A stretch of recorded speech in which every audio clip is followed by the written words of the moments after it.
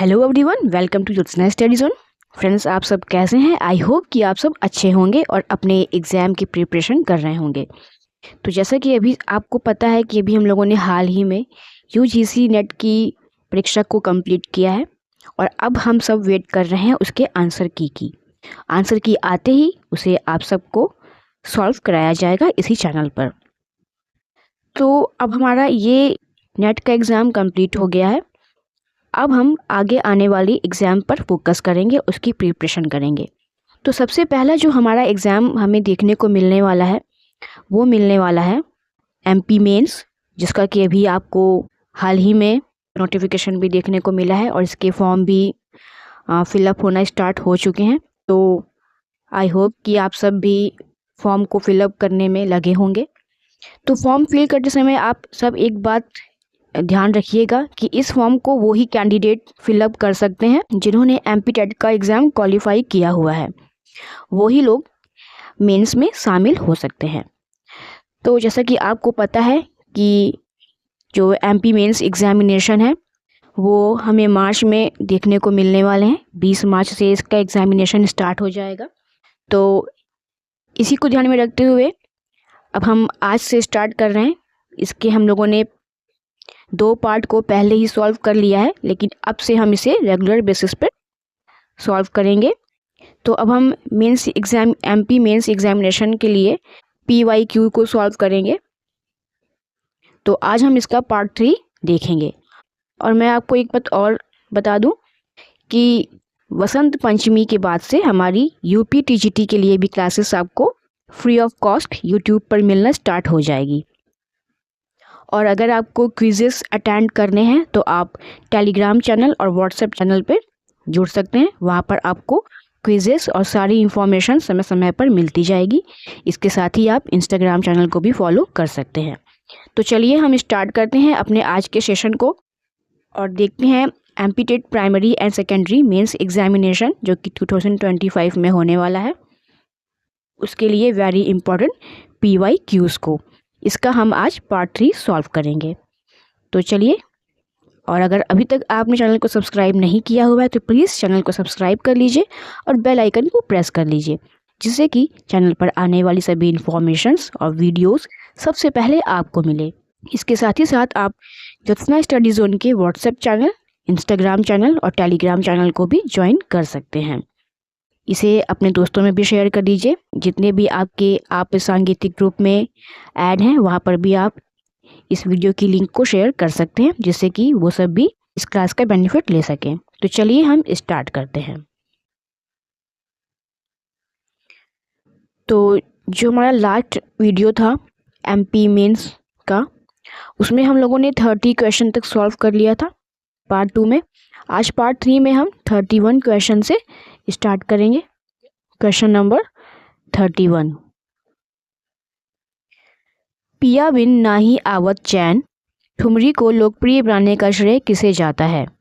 गिरिजा देवी को, अब्दुल करीम को, वाजिद अली को, और यहाँ पे आप 4th ऑप्शन भी ऐड कर लीजिए, बेगम अख्तर। तो यहाँ जो डी ऑप्शन आ गया बेगम अख्तर। तो आपको बताना है कि इन चारों में से किसे इसका श्रेय जाता है जिन्होंने पिया बिन नाही आवत चैन ठुमरी को लोकप्रिय बनाया है। तो इस क्वेश्चन का जो राइट आंसर हो जाएगा वो हो जाएगा ऑप्शन बी, अब्दुल करीम। अब्दुल करीम जो कि किराना घराने के हैं, ठीक है, इनको यह श्रेय जाता है इस ठुमरी को लोकप्रिय बनाने का। तो इस प्रकार से इस क्वेश्चन का राइट आंसर ऑप्शन बी हो जाएगा, Abdul Karim. Next question, question number 32। मैं पेन चेंज कर लेती हूँ। Question number 32। सादरांग ताल को अन्य किस नाम से जाना जाता है? भक्ति घर, ताल घर, शक्ति घर या इनमें से कोई नहीं? सादरांग ताल को अन्य नाम शक्ति घर के नाम से भी जाना जाता है। इस क्वेश्चन का राइट आंसर ऑप्शन सी हो जाएगा, शक्ति घर। नेक्स्ट क्वेश्चन है, गोविंद राव बुरहानपुरकर प्रसिद्ध डैश वादक थे? वायलिन, सारंगी, पखावज या बांसुरी? इसका राइट आंसर हो जाएगा ऑप्शन सी, पखावज। गोविंद राव बुरहानपुरकर जो थे वो पखावज वादक थे। इसका राइट आंसर ऑप्शन सी हो जाएगा। मेघयंश, पट्टाला, गंग, गंग ऑर्गन, खो आदि वाद्य कहाँ प्रचलित हैं? तिब्बत में, म्यांमार में, भूटान में या चीन में? मेघयंश, पट्टाला, गंग, गंग ऑर्गन ये सभी जो हैं एक तरह के घन वाद्य हैं, घन वाद्य हैं। और ये जो वाद्य जहाँ प्रचलित हैं वह है म्यांमार। ये सारे वाद्य म्यांमार में प्रचलित हैं। इस क्वेश्चन का राइट आंसर ऑप्शन बी हो जाएगा, म्यांमार। मात्रा 16, विभाग 8, ताली 5, खाली 3 यह किस ताल को इंगित कर रहा है? इक्वाई ताल, तिलवाड़ा ताल, सवारी ताल या अद्धा ताल? मात्रा 16, विभाग 8, ताली 5 और खाली 3 यह इंगित कर रहा है सवारी ताल को। इस क्वेश्चन का राइट आंसर हो जाएगा सवारी ताल। इसे हम बड़ी सवारी भी कह सकते हैं। बड़ी सवारी ताल में जो है 16 मात्रा, 8 विभाग, 5 ताली और 3 खाली होती है। इस प्रकार इस क्वेश्चन का राइट आंसर ऑप्शन सी हो जाएगा, सवारी ताल। इक्वाई ताल की अगर हम बात करें तो ये भी जो है 16 मात्रे की होती है। तिलवाड़ा ताल भी 16 मात्रे की होती है और अद्धा ताल जो है ये भी 16 मात्रे की होती है। लेकिन विभाग और ताली खाली इन सब में अलग अलग होते हैं। इस प्रकार इस क्वेश्चन का जो राइट आंसर हो जाएगा वो ऑप्शन सी हो जाएगा। काष्ठ तरंग का पाश्चात्य नाम क्या है? ज़ैलोफोन, ट्रायंगल, कास्टानेट या टैम्बूरिन? तो यहाँ आपको बताना है कि काष्ठ तरंग जो है वाद्य उसका पाश्चात्य में क्या नाम है। काष्ठ तरंग जो कि एक घन श्रेणी का वाद्य होता है, इसको पाश्चात्य संगीत में इसका पाश्चात्य नाम होता है ज़ैलोफोन। इसका राइट आंसर हो जाएगा ऑप्शन ए, ज़ैलोफोन। वहीं अगर हम टैम्बूरिन की बात करें तो ये एक अवनद्य वाद्य होता है, अवनद्य वाद्य की श्रेणी में आता है। तो इस क्वेश्चन का राइट आंसर हो जाएगा ऑप्शन ए, ज़ैलोफोन। ट्रायंगल भी एक घन श्रेणी का वाद्य होता है। नेक्स्ट क्वेश्चन है, ताल दर्शन मंजरी किसके द्वारा लिखी गई है? गिरीश चंद्र श्रीवास्तव, लालमणि मिश्र, प्रोफेसर हरीश चंद्र श्रीवास्तव या राम नरेश राय? इस क्वेश्चन का राइट आंसर क्या हो जाएगा? गिरीश चंद्र श्रीवास्तव जी ने ताल परिचय लिखी हुई है।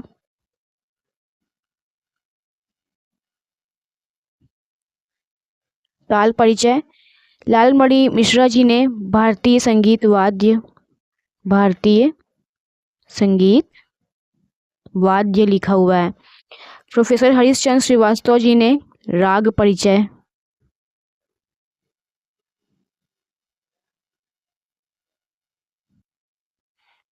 और राम नरेश राय जी ने ताल दर्शन मंजरी लिखा हुआ है। तो इस प्रकार इसका राइट आंसर ऑप्शन डी हो जाएगा, राम नरेश रॉय। केरल कला मंडलम द्वारा किस विधा का प्रशिक्षण दिया जाता है? भरतनाट्यम, कथकली, कुमियाट्टम, यहाँ आप एक और ऐड कर लीजिए, भवगीत। तो केरल कला मंडलम द्वारा किस विधा का प्रशिक्षण दिया जाता है, इसका आंसर क्या हो जाएगा? तो इस क्वेश्चन का जो राइट आंसर हो जाएगा वो ऑप्शन बी हो जाएगा, कथकली। केरल कला मंडलम द्वारा कथकली विधा का प्रशिक्षण दिया जाता है। कथकली एक नृत्य होता है, आप सभी को पता है। तो कथकली केरल का ही शास्त्रीय नृत्य है। तो इस प्रकार इस क्वेश्चन का right answer option A B हो जाएगा, कथकली। भारतीय संगीत में टेबल्स पीस ऑर्केस्ट्रा का उपयोग किसने किया था? सुमन कल्याणपुरी ने, के.एल. सहगल ने, अनिल कृष्ण ने या मन्ना डे ने? भारतीय संगीत में टेबल्स पीस ऑर्केस्ट्रा का उपयोग जिन्होंने किया था वे थे अनिल कृष्ण जी। इस क्वेश्चन का राइट आंसर ऑप्शन सी हो जाएगा, अनिल कृष्ण। नेक्स्ट क्वेश्चन है, सरमाए इशरत में कितने तालों का वर्णन है? 101, 92, 108 या 37? सरमाए इशरत ग्रंथ में कितने तालों का वर्णन हमें प्राप्त होता है? तो इसका जो राइट आंसर हो जाएगा वो हो जाएगा ऑप्शन बी, सरमाए इशरत ग्रंथ, जो कि सादिक अली खां जी के द्वारा लिखा गया है। सादिक अली खां जी के द्वारा लिखा गया है। तो इस ग्रंथ में हमें 92 तालों का वर्णन प्राप्त होता है। इसका राइट आंसर ऑप्शन 2 हो जाएगा, 92। नेक्स्ट क्वेश्चन है, पंडित भातखंडे जी का पुण्यतिथि समारोह कहाँ आयोजित होता है? ग्वालियर, मुंबई, कोलकाता या नागपुर में? इस क्वेश्चन का राइट आंसर क्या हो जाएगा? पंडित भातखंडे जी, जिनका कि जन्म 18 अगस्त 1860 को हुआ था और इनका निधन जो हुआ था वो हुआ था 11 सितंबर 1936 को। ठीक है, तो इनकी पुण्यतिथि समारोह कहाँ आयोजित की जाती है? तो इनकी अगर हम बात करें तो पंडित भातखंडे पुण्यतिथि समारोह जहाँ आयोजित होता है वो है नागपुर। प्रत्येक वर्ष नागपुर में ये आयोजित होता है।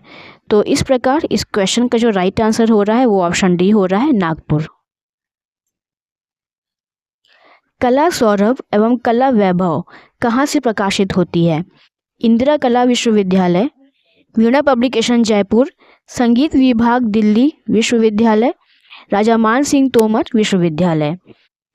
तो इसका राइट आंसर क्या हो जाएगा? कला सौरभ एवं कला वैभव जो प्रकाशित होती है वो होती है इंदिरा कला विश्वविद्यालय से। इंदिरा कला विश्वविद्यालय में जो इंदिरा जी हैं, इंदिरा जी के पुत्र हैं सौरभ और वैभव जी। ठीक है, तो इस प्रकार इस क्वेश्चन का राइट आंसर ऑप्शन ए हो जाएगा, इंदिरा कला विश्वविद्यालय। छंद त्वरित गति में कितनी मात्रा है? 8, 10, 12 या 14?